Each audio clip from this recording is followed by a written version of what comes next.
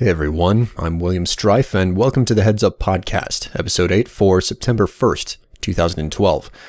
So, this is the first podcast that I've done in a while. Last one was back in May. Since it's been quite some time since the last podcast, I figure I'll go over the events of the last few months, bring some of you up to speed, those of you who have been following, refresh your memories and everything. Before that, though, I just want to say to everyone, be certain to ask questions that you want answered, down in the comments. If someone else asks a question that you want answered, be certain to upvote it. The more upvotes a question gets, the more likely I am to answer it. It's a whole lot more effective than, say, asking the same question twice. Obviously, try to keep the questions related to video games and whatnot, current video game related events, topics, etc. Anything that you may want my opinion on, or something that you don't quite understand and you want me to explain, what have you. But anyways, let's go over the events of the last couple of months. The first thing that I want to say is that I started doing these podcasts basically to stay in touch with everyone whenever I started doing the Elements of Play show. I also wanted to provide a link to everyone who wanted to check out the episodes over on the Machinima channel without having to actually subscribe to them. So that's the reason why I started doing these podcasts, which brings me to the second thing. As I was doing the show, the first season was going along swimmingly, and then it got to season 2, and the show ended up ending because there were some conflicts between myself and Machinima. I won't cover the details. I really don't think that what happened there is anything that I need to air. It's not per se dirty laundry, but at the same time, I don't think I'll benefit from, letting those events be public knowledge. But anyways, after the show did not proceed to a second season on the Machinima channel, I published half of season 2, which I had already finished, on my own channel. Hopefully, most of you have watched those episodes. I was putting them up on a weekly basis a while back. I'm proud of the content that I generated. I think that it's worth watching if you haven't seen it. Now, on to point 3, I guess, is that since the show ended on Machinima and the episodes finished airing on my channel, I took the time to catch up on gaming because I was super busy producing that show. I didn't really have any opportunities to pick up a controller and seriously play through any titles. I've basically been working off a backlog of games since then. I've spent some very good quality time getting in touch with what I used to do a whole lot of. Game. Don't do it so much anymore because I'm working so much, but at the same time I'm getting back to my roots. Which brings me to point number 4. While I was gaming, I actually moved back to revisiting my roots, which more specifically refers to the fact that over the last 3 weeks, I've put out 3 separate videos, and 2 of them were guides for Skyrim. It was a guide over the Stones of Baron Zaya and where to find them. The other video that I did was a new blog video, b10g.net, and it was more or less a review over an indie game. And if you haven't watched that video, which I'm very disappointed that the view count for it is kind of low compared to the other videos that I publish. If nothing else, I put my videos together in a manner to be entertaining, whether or not you actually care about the game that I talk about. So, for those of you who might be here and you haven't watched my last video, go ahead, check it out. It's called B10G Analog, A Hate Story. I really like the way that I opened it up. I think it has a nice, smooth introduction. Go ahead, check it out if you haven't. But anyways, over the last 3 weeks, I've put out 1 video each week, and I'm doing my best to produce 1 video a week. I'm not holding to that entirely, though. It's just so much work to do. If I, kept my nose to the grindstone all the time to get those videos out, I would end up in a real bad spot because I have to stop at some point in order to play games. Because, hey, if I don't play games, then what right do I have to actually talk about them? And that's pretty much everything that I've been through and what I've been doing. So now, let me cover what I'm up to right now and, future plans and whatnot. The first thing that I'll say is that there are more Skyrims in the pipes. I don't know how long it will take for me to finish them. Hopefully it will be much sooner rather than later. By the earliest, I hope that the next guide will be ready next weekend. I don't know if I'll be able to reach that deadline or not, but don't worry, more stuff is coming. The second thing is I'm updating my blog fairly regularly, b10g.net. I'm doing my best to make certain that I put something up there several times a week. And what I'm doing there is more or less musing over current events, things that are happening in the industry.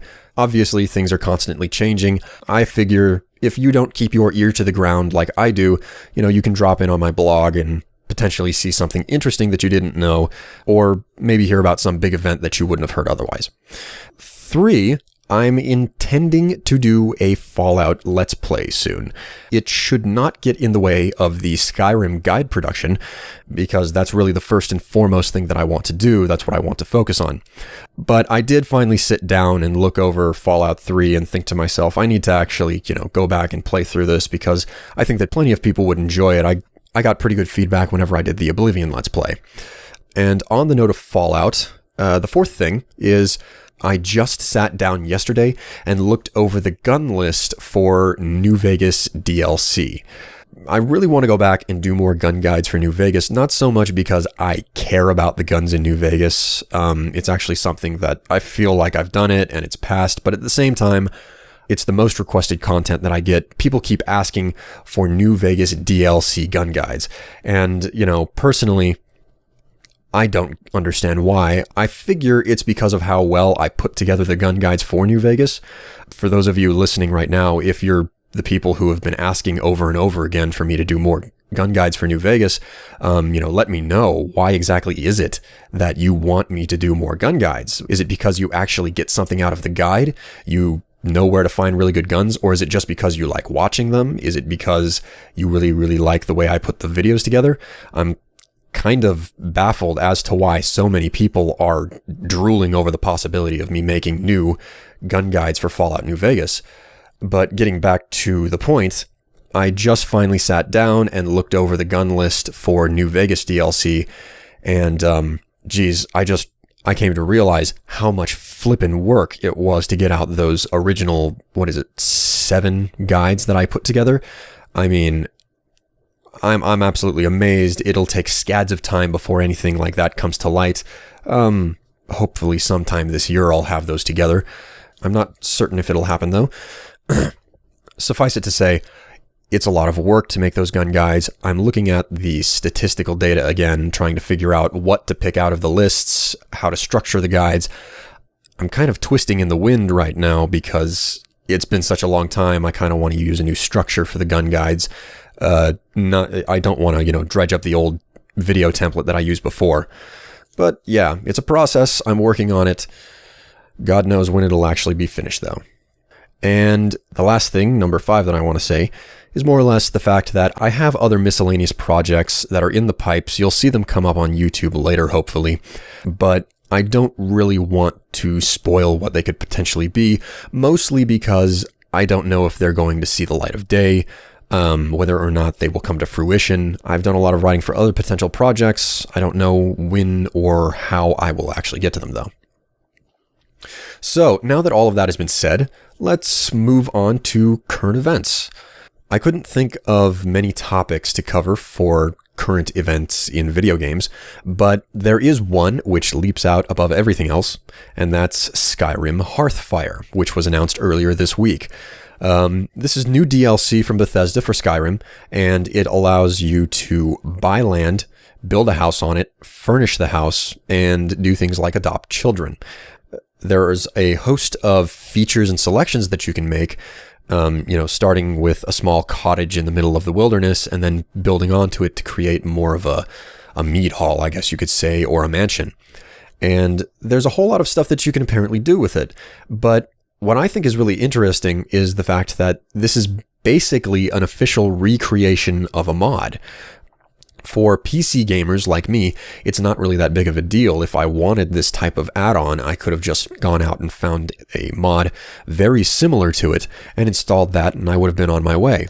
But at the same time, I think it's very, very interesting that Bethesda has chosen to create this DLC because it's much smaller and much more bite-sized compared to what Bethesda was talking about doing. Todd Howard, the game director, was talking months ago about how, they wanted to do much larger, more substantial content packs for the game. And then all of a sudden, it turns out that their second DLC is this small add-on called Hearthfire, where you have the opportunity to build yourself a house. In all honesty, this has completely come out of left field for me because I wasn't expecting anything this small or non-substantial to come. And I don't think there's anything special to this DLC. Also, whenever it came to Dawnguard, I looked it over, and in one of my previous podcasts, I said, well, these are my predictions for it. And this is probably what Dawnguard means. These are the things that were dredged up out of the game files that were put in through a recent patch, etc., etc.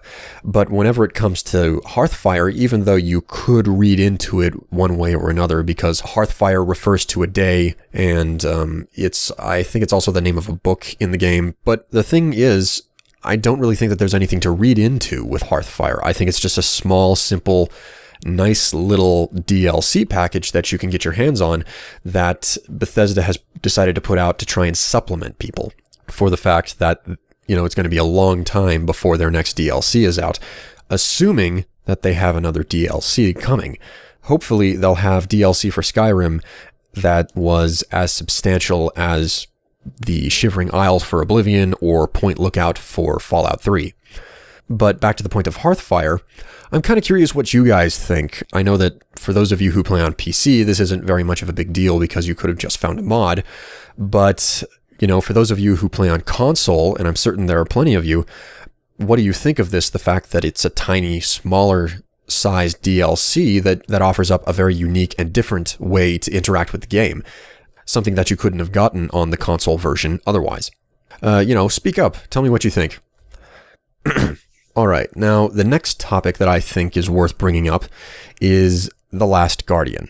Now, I don't know how many of you are aware of what The Last Guardian is, but it's a PlayStation 3 exclusive title that was being made by the same group that created Ico and Shadow of the Colossus. And this game has kind of been like the white elephant. It's been here, it's been there, it's kind of been laying quiet, and nobody has heard about it for a long time, despite the fact that it looks like a game that's going to be fun, and most importantly, different and innovative. So, the reason why I've brought it up right now is because it looks like it's a beast dying on its feet. If you go back and look at news that has come out over the last month in August, The Last Guardian has showed up several times and not in a good way. The first thing that happened in early August was that the trademark for the game expired. That is not something that you just let happen, and moreover, it's not easy to let happen, especially for a company like Sony. The thing about trademarks and renewing them is that it's not a silent event. Whoever holds the trademark is not left in the dark and just, one day, oh, lo and behold, it's all over the news that the trademark you held has expired. No, it doesn't work like that. The trademark office actually contacts you and tells you, hey, this is gonna go bad. And, there's like a 2-month period where they're bugging you about it. So the fact that the trademark for The Last Guardian lapsed is a really, really big negative sign for the future of the game. And if that wasn't enough, later in the month, actually just about a week ago, I think, it came out in the news that Kenji Kaido, who was the producer of the Ico and Shadow of the Colossus games, has left Sony. Now, nobody knows if he was actually working on The Last Guardian whenever he left, but it's not a good sign whenever someone who you would assume would be working on the third game in the series just suddenly up and leaves Sony like that. The official statement from Sony is that the game is still on, but let's face it, given the things that have been happening lately, things look grim for the game, especially considering how it hasn't made an appearance in such a long time at any of the trade shows. It's disappointing to say the least. Hopefully these things are unfounded and Sony is just playing its cards very close to the chest, but otherwise, I've more or less written the game off as cancelled. But that's just the way I'm seeing it. There's no official proof or statement saying that the game is cancelled. So the third thing that I want to bring up for current events is Metal Gear Solid. This past week, there was an anniversary event for Metal Gear's 25th anniversary. And during this event, a new Metal Gear game was announced, Metal Gear Solid Ground Zero.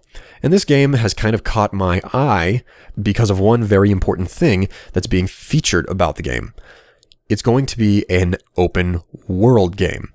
So this is a really big deal whenever it comes to Metal Gear, because all of the games thus far have been very linear. Certainly, the level design, whenever it comes to Metal Gear Solid, it's, fairly open. It gives you a lot of options for how you want to get through the game. You can either fight your way through or sneak your way through.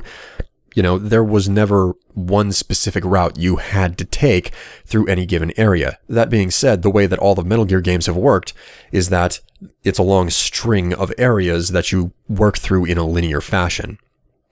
So the idea of a Metal Gear game being open world is very, very interesting to me and intriguing.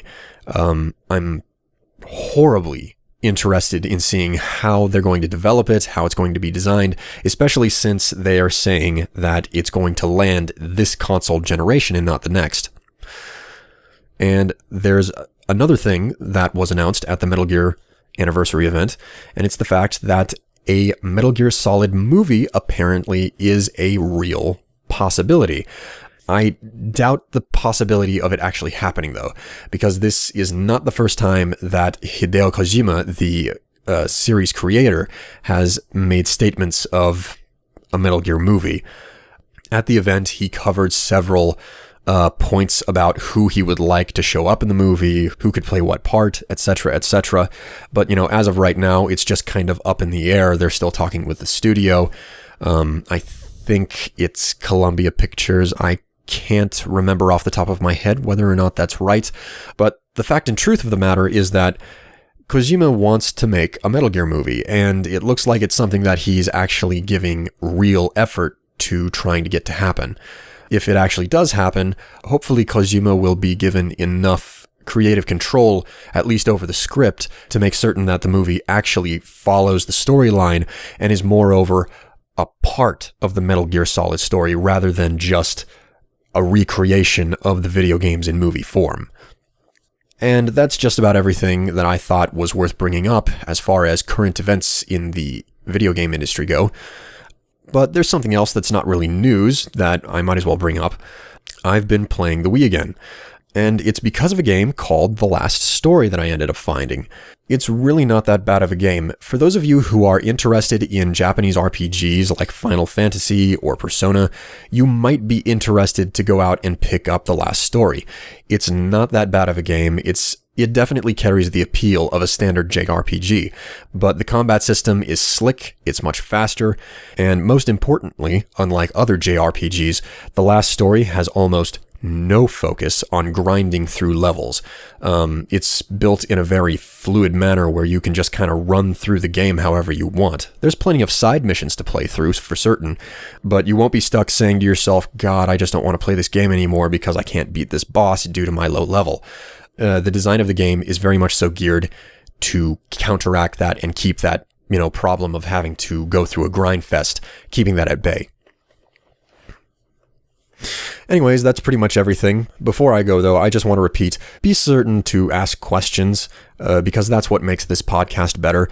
I'll be back next week, just so long as, you guys feed me enough questions or ask me to comment on certain topics. Also, be certain to spread my work around, tell your friends, share my videos. The more popular I get, the more time I can spend doing these videos.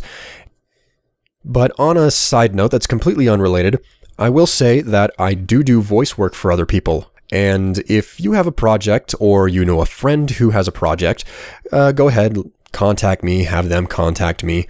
I'm capable of doing characters in original works, but obviously narration is my strong point. If you want me to do that, that's all good and well.